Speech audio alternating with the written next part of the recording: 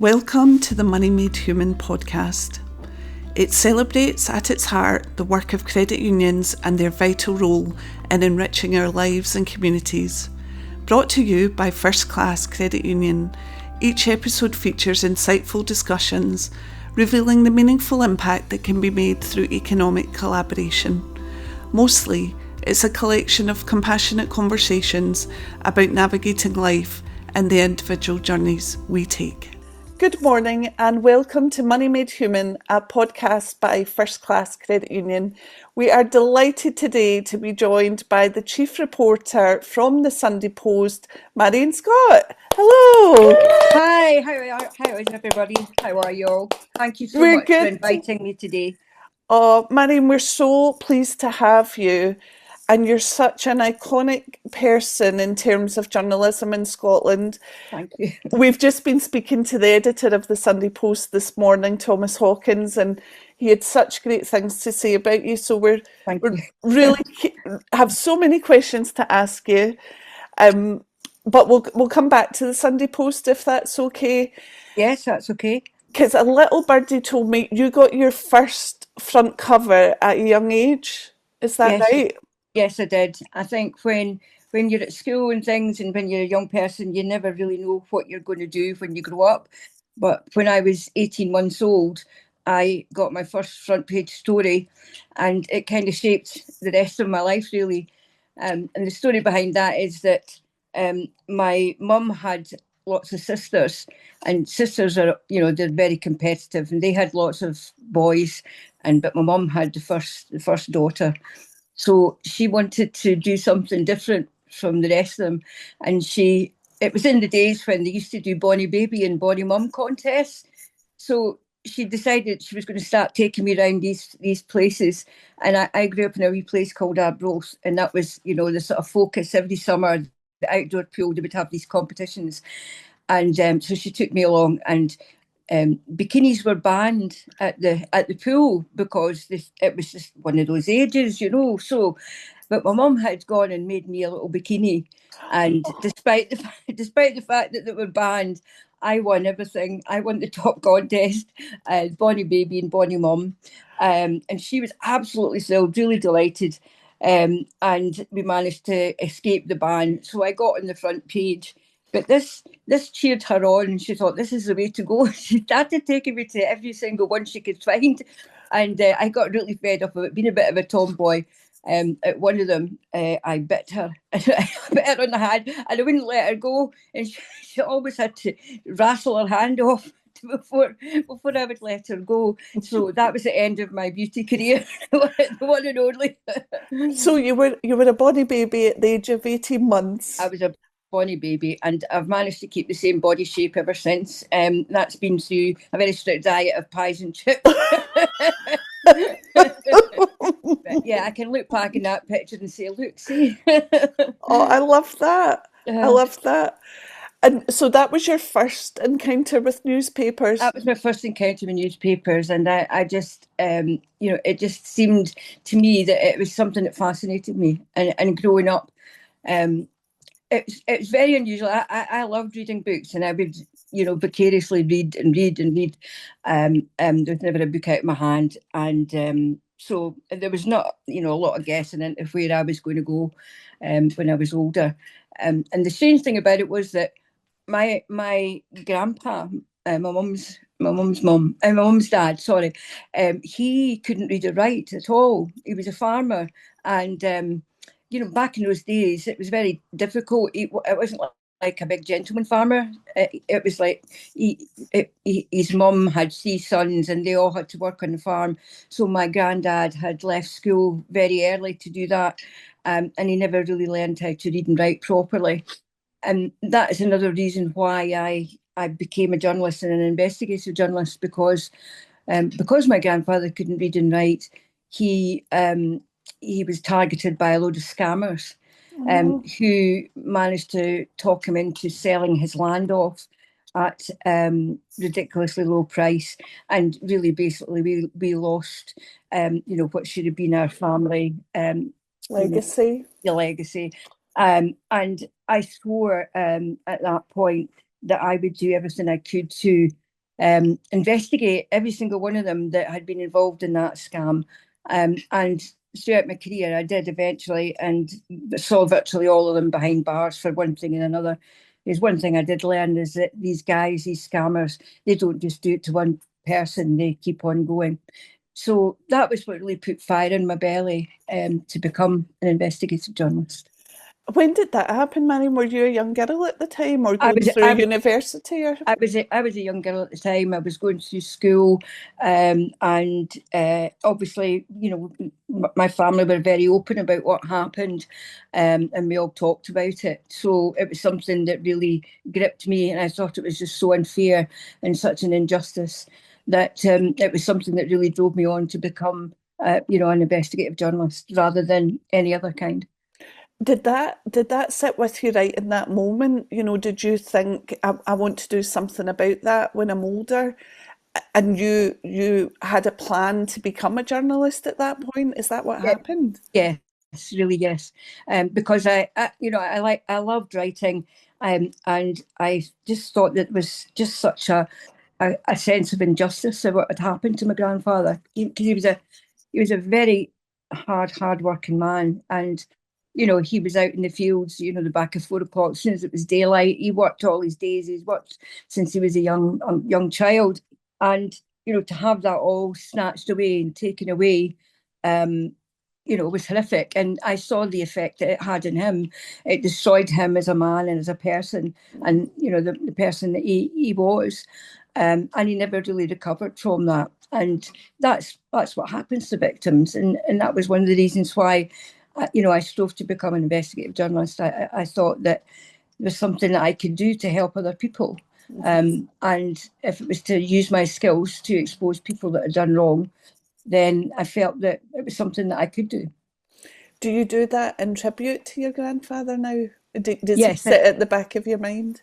I always, every to be honest, every victim that I've ever met, who's had something terrible done to them, it's really for all of them because I've never forgotten any single one of them, despite all the years I've been doing this. There's not one person that I've ever forgotten because when you are allowed into someone's life to that extent, and they trust you, it's a very special bond that I don't think you get in any other walk of life. Perhaps a doctor Mhm. maybe share a similar bond, or a best friend, but it's a very special bond that you have with that person. I'm sure you'll have found that over the years yourself. Marion, for sure, and I think a part of our podcast for our credit union community, every time we have a guest on, they leave and they become part of our family Yeah, because they share stories with us, like you've just shared about your grandfather. So they yeah, leave a little bit of that behind in us. yeah. I think so. I think we all we're never ever the sum of ourselves. We're all parts of other people and people that we've Mhm. met during their lives, I think. And I think that's what it's all about. That's what makes life a big tapestry, I think. Um, I want to ask you, as you were progressing through school and choose, I don't know if you went to university or what was your practical path into journalism? How did you get started? well, I grew up in a little place called Arbroath, and it's just past Dundee, and you'll know that On the coast? on the coast. And DC Thompson's was, the big newspaper business there. But I had intended originally thinking about going down to London. I had other school friends that had gone down to London, and they had worked in, similar kind of businesses in PR and things. However, my mum wasn't too keen for me to go. I was still only about 16 when I left school because I was very young when I started school. And she took some of the writings that I'd done, that I'd written a lot of stuff. She took it down to the editor of the local paper, and he came up and offered me a job.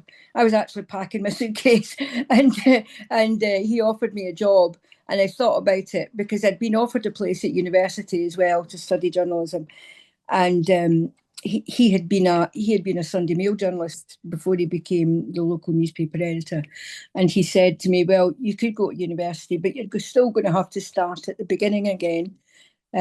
You're just as well to come onto the paper and learn, because we all learn as we move through the job."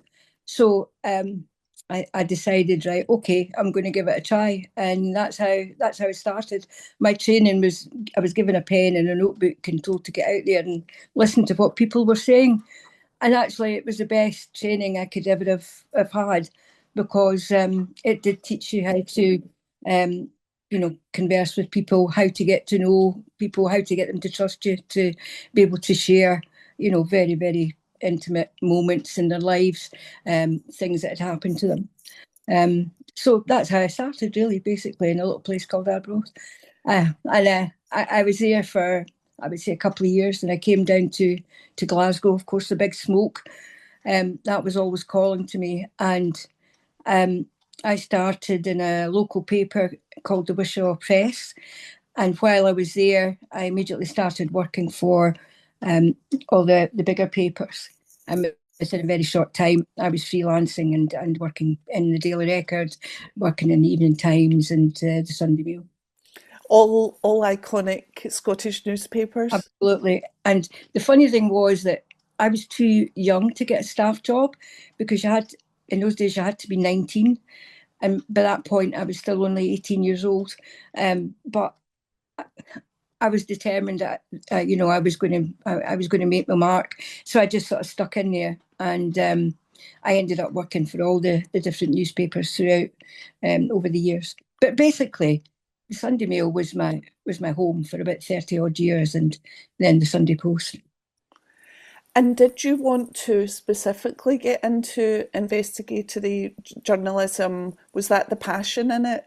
Yes, that was the real passion, because I felt that you could write a million stories, but if you're not writing about something that's going to help change someone's life, or expose an injustice, or tell someone that something that's happened is wrong, I didn't think there was much. It didn't interest me otherwise. It really, I thought that was really my focus, just because of what had happened to my grandfather, and other and other people. You go around and you meet people and you hear things that have happened to other people, and you realize that there are a lot of bad things in this world, and you want to try and help. And if there's a way to try and help and expose it, and certainly back in those days, newspapers were really effective in exposing all kinds of scandals. The contaminated blood scandal, that was one of the very first things I wrote about, and things like that. Without journalism, these stories and these horrific things would go under the carpet, and they would stay there. And the people that were victims would be just left flailing around on their own. What are the stories of your lifetime that you kind of carry around with you that are the most memorable, that you feel you've helped with? I think the contaminated blood stuff, I was one of the very first journalists to write about child abuse in the children's homes and the residential schools throughout Scotland. And I started writing about that in the 70s. And that was long before people had even realised that had gone on. And initially, I had absolutely sackfuls of hate mail. I always remember my boss used to hide it from me, how many sackfuls he had that day. But there was a huge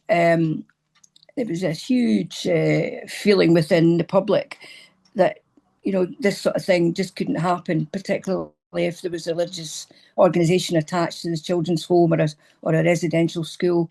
And eventually, by the time I had about 1,000 victims, the public realised that yes, it was true and it was happening, and it was happening in other countries, and Scotland was no different from anywhere else. So there were a lot of stories there that I exposed. We campaigned for change, and we asked for an inquiry, a judicial-led inquiry, which is still ongoing today. It took a long time for it to come, but the child abuse inquiry in Scotland was something that we asked for. Another thing I asked for was we looked for specialist police investigators, because it's such a complex crime, and a lot of victims find it difficult to speak about it. Sometimes they are not what they would call the perfect victim. And especially back in those days, if you were a child who'd been sent to a listee school for stealing a tie, I remember one little boy, his parents they were both alcoholics and they had no money at all. And the children used to basically scavenge for food. And every single day he got the belt at school because he didn't have a school tie. And he stole a tie out of a shop, and of course he got caught. And he got sent to this listee school for stealing. And I think he did 3 or 4 years in there. And the brutality in there was horrific. Still today, people would find it hard to understand and accept it. And back in those days, they were really, they didn't want to believe that something like that had gone on under their nose. So people like that, they remain in my mind all the time. How do you cope yourself in breaking a story like that? You were saying you had sackfuls of hate mail. How do you cope within yourself to be resilient and stand in that truth and keep going? What gives you your strength? I think it's the victims, because without us giving them a voice, that would have continued on, and there would never have been a child abuse inquiry. There would never have been the specialist police squads that we now have investigating child abuse. There would never have been an awareness. Those places would still have been going. They eventually shut them down. And I think, just the awareness that this was happening. I think that's the thing that drives me on. It's always the victims, always. We spoke to the editor of the Sunday Post recently, and he was telling us about a story that had moved him, and it was a story you'd been involved with, and it was the murder of Emma Caldwell in Glasgow. Yes. I think it was yourself and was it Jim White potentially that had done that. But he said it was your resilience in chasing that and keeping it going and keeping it in public limelight that brought eventually the killer to justice. Yes, it did, yeah. There was, for many, many years, people ignored the fact that this very dangerous man was still running around, and he was attacking other women.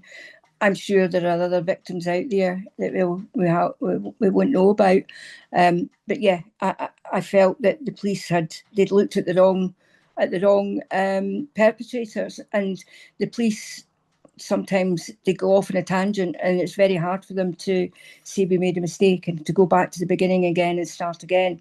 And they had been focused on, a number of perpetrators that weren't the person who was involved, and they were just totally focused on that, and they had no interest in going after the real guy. Meanwhile, he was out there raping and abusing other people.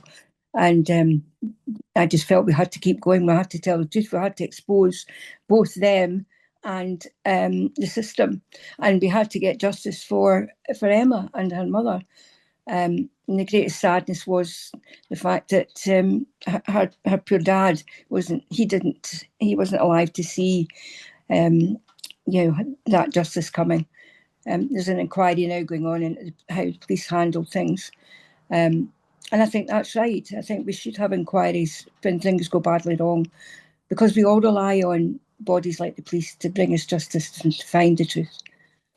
What would that have meant to Emma's mum for you to keep carrying on that campaign to find justice? What did that bring to her? I think it brought some peace to her that eventually the truth was coming out, and I think it brought some peace that our daughter got some kind of justice. Mm-hmm. Deservedly so. Yeah, absolutely. Yeah, I think when I look back on all the stories I've done, I think that's the thing. It's the victims, and giving them a voice is the main thing, and you have justice. I remember one of the things I did sort of fairly recently was that I did a major investigation into mesh implants that were used to treat women.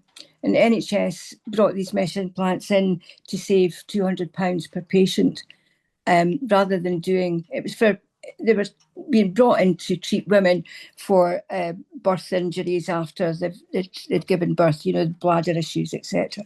And rather than do the old-fashioned hitch and stitch operations that had worked for years, they decided that they would bring in a plastic mesh kit. And it's exactly the same plastic that you get everywhere. It's made of fishing wire. It's exactly the same.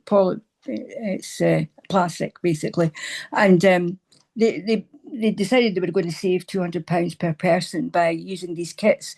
But what they weren't realising is that almost a third of these women were left with life-changing injuries. Some of them ended up in wheelchairs. They lost organs. They lost their bowel function, their bladder function. And the doctors kept saying that this is a gold standard treatment, and they refused to accept that there was something wrong. And thankfully, through our hard campaigning, Scotland became the first country in the world to have those mesh implants removed from our hospitals. And as a result of that, other countries across the world followed. And much to the anger of the mesh manufacturers, they're big corporations that were earning billions, despite the fact that, they were causing dreadful injuries. And we've had an inquiry, we've had a Baroness inquiry, Baroness Cumberledge.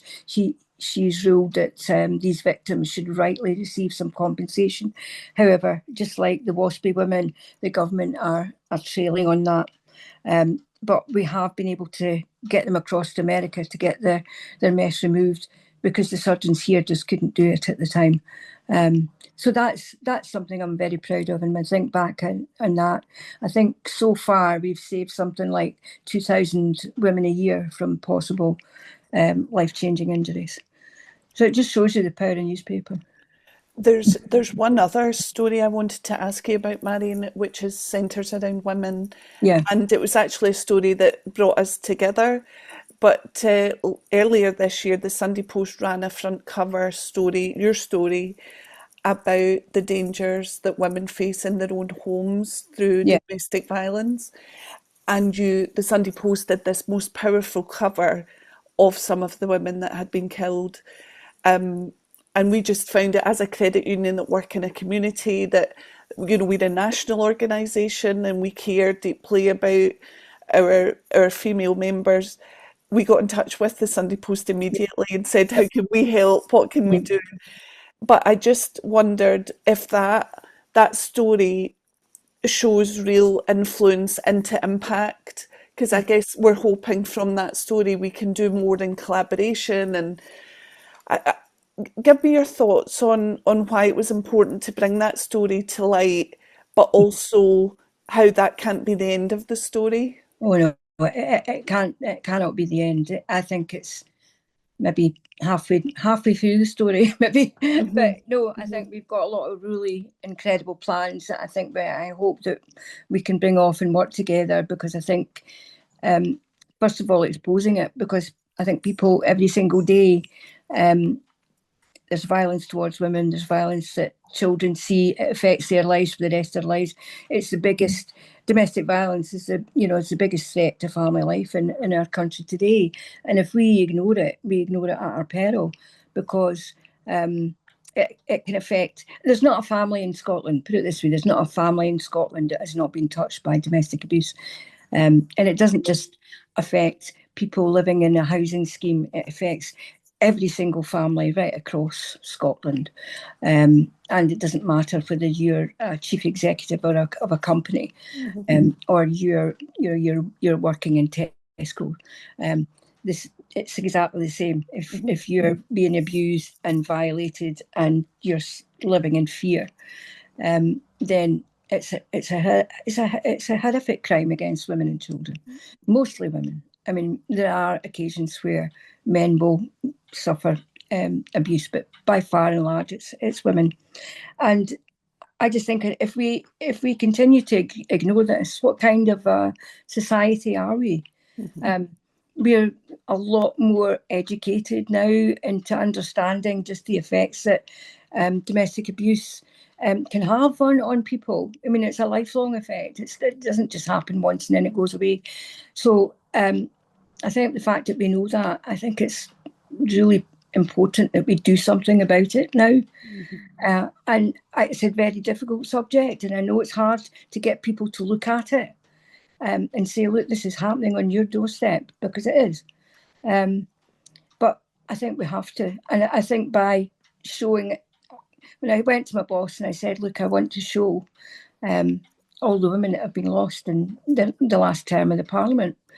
And I think he had a hairy canary thinking, how on earth are we going to get all these women's pictures? But we did really well. And I think it was a really iconic front page. I think it really brought the message across, right in your face that, this is happening and it's the lady next door. And one of the things that really struck me was the ages of the women.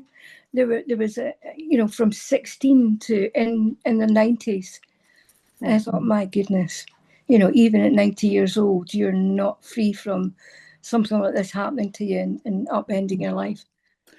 And it was so moving for us, Marion, because you and the editor of the Sunday Post, you were able to present an award, our most recent Money Made Human Awards, and give that to Scottish Women's Aid, who stand in that territory every day. So it was such a moving collaboration, and we thank you for that. And it was a huge honour. Hopefully, it's the beginning of a journey that we can do more to help these survivors. Yeah, well, I hope so, because I think together together you and I stood and spoke for a few minutes, and just even in those few minutes, we came up with a few ideas and suggestions that could actually probably help change the lives of so many people. So I'm really looking forward to working with you to make that a reality, and I'm sure it will be. I think it takes somebody to think out the box. And I think you've got that in spades and making it happen. Oh. And I'm looking forward to that. I think if you can do something like that and leave that behind, I think that's a very special thing to do. Same to you in spades. Marion, before we're going to do a quick fire round of questions and answers with you, but before we get to that, I would just wondered, what's your hopes for journalism going forward, for yourself first of all, because you've had this immense career, but what do you still want to achieve, and what's your hopes for journalism globally? In the future? Yeah. Oh, what I would still like to achieve is, actually, I would love to live in a Scotland where there is no violence, and there is no sexual abuse of women and children, that women and children are, there's no exploitation of them.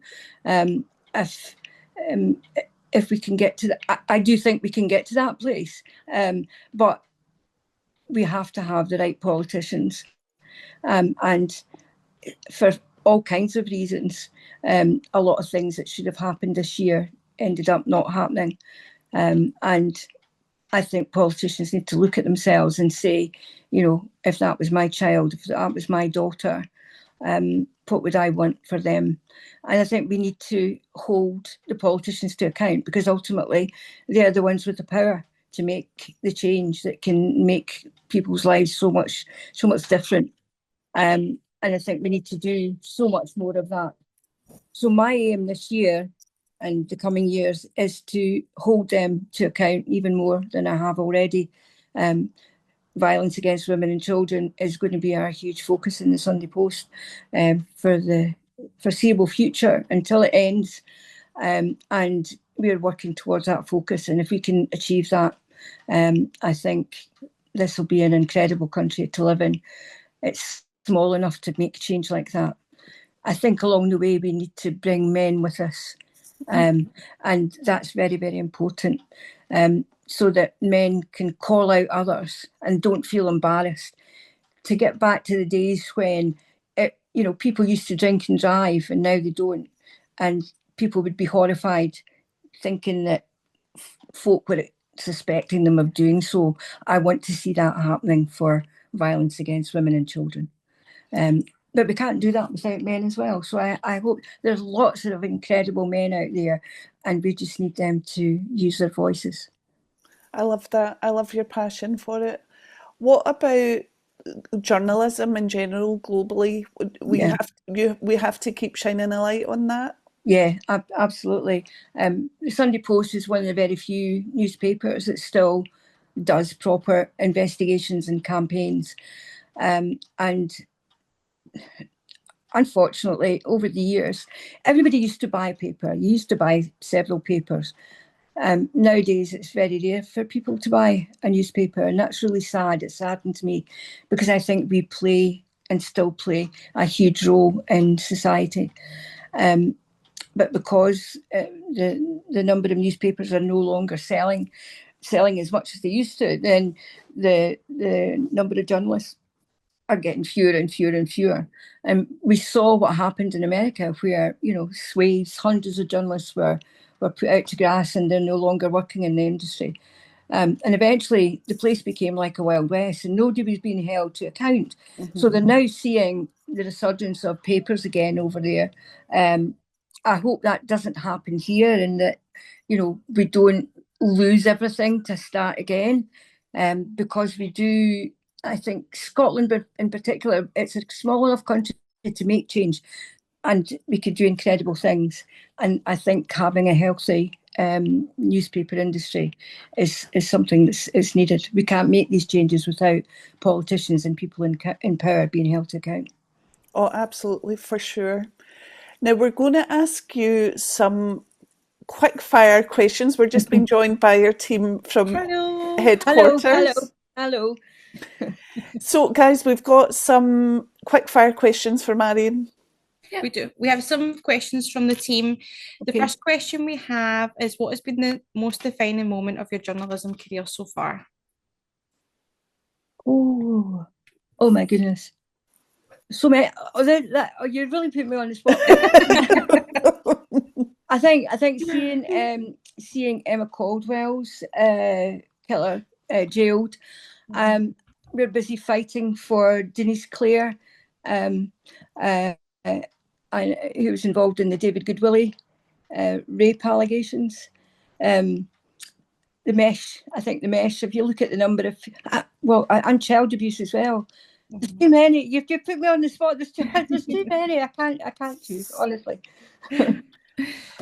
Great. So the next question is, what is the most inspiring story you have reported on? The most inspiring story. Well, I think that when I was doing the mesh, the mesh scandal, there was a lady. Well, all those ladies were inspiring. They were, very badly injured by these mesh implants. Some of them were in wheelchairs, and they couldn't walk, they couldn't stand. Their lives had been completely decimated. And nothing we did was going to change what had happened to them. But they fought so hard to change things for other women, to ensure that other women would never get injured. So I think probably the mesh women were some of the most inspiring women I've ever met in my life. Wow, amazing. Mm-hmm. The other question we have from the team is, what would your best piece of advice be to someone starting out in life? In life, mm-hmm. Be yourself, be true to yourself, and be true to your heart. Because I think if you are true to yourself, you'll always be the best version of yourself, and you'll be happy. I think it's when you try to be someone else that other problems sneak in. So I think be yourself and be proud of yourself. We love that. So the last question is, what are you reading, watching, or listening to right now? Oh, I am a complete fiend for Agatha Christie, believe it or not. So I read Agatha Christie novels late at night, and she is still the queen of crime for me. I read them back to back. I just go back to them all the time, and I still love her. And that's what I read last thing at night. And of course, all the murder mysteries that's on television are my ghoul. Brilliant. Amazing. Thank you. Thank you Okay. so much. That's okay. Just before you go, girls, I've got one last question, Marion, for you. Uh-huh. I'd like to just go back to your grandfather that you spoke Yes. about at the start. What was his first name? Jim. Jim. And you talked about the impact of a scam, I guess, had on him in his life. I just wonder what he would say about the powerhouse of you and how perhaps that incident, whilst at the time was affecting, actually what good has come of it, the hundreds of people you've helped as a result. I just wonder what Jim would think of you. I think he would be very proud. He probably wouldn't understand why all the things that I've done and I've got up to over the years. But yeah, I think he would be very, very proud. And he would have said, more power to you. And he was an incredible man. He was only about 5'2". He was an incredible man. That's why I'm a bit short of limb myself. But yeah, he was an incredible guy. And despite the fact he couldn't read or write, it didn't stop him, doing what he did. And it was just such a tragedy that the scammers got hold of him. But he would have been proud, especially when they were all one by one sent to jail or they were ruined in one way or another through their own greed. So I think he would have been chuffed with that. Oh. I can't think he would be, proud. Proud might be one word, but what a powerhouse he's had to help in creating. You've been one of our, I think I can say on behalf of the team, one of our most favourite guests. Oh, yes. Just by your natural ability to stand up for others, and credit unions play a big part in people's lives, so we care. But I really saw that in you today as well, and very grateful for you joining us. So everyone, thank you, Marion Scott. Such an honour to have you here with us. Thank you for having me. That's very kind of you. Thank you. Thank you, Marion. Take care. Thank you. Thanks for listening to the Money Made Human podcast. We're grateful to spend time with you and hope you enjoyed it. If you want to join a credit union, choose us. With love, until the next time, First Class Credit Union.